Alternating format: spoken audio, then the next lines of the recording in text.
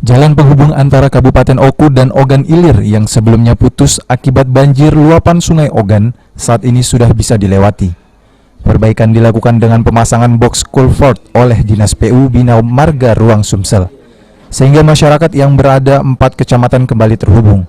Blando selaku Kepala Desa Belatung mengatakan box culvert tiba dari Senin malam dan langsung dilakukan pemasangan box culvert setelah sebelumnya Pemda Oku mendatangkan alat berat untuk menggali jalan yang putus tersebut.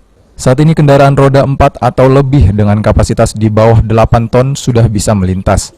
Hanya saja masyarakat tetap diminta berhati-hati karena kondisi jalan masih licin karena masih banyak tanah sisa galian.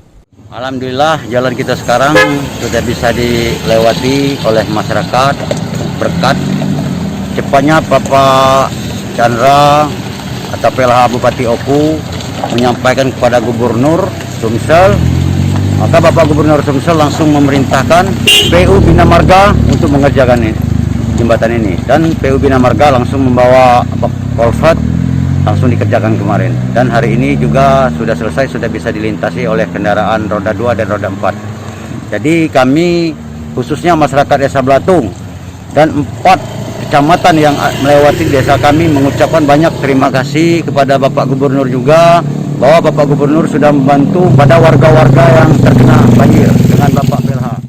Blando pun mengucapkan terima kasih kepada pemerintah provinsi dan Kabupaten Oku yang cepat memperbaiki jalan di desanya yang putus.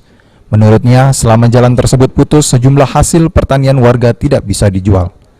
Ari Pranika, PAL TV.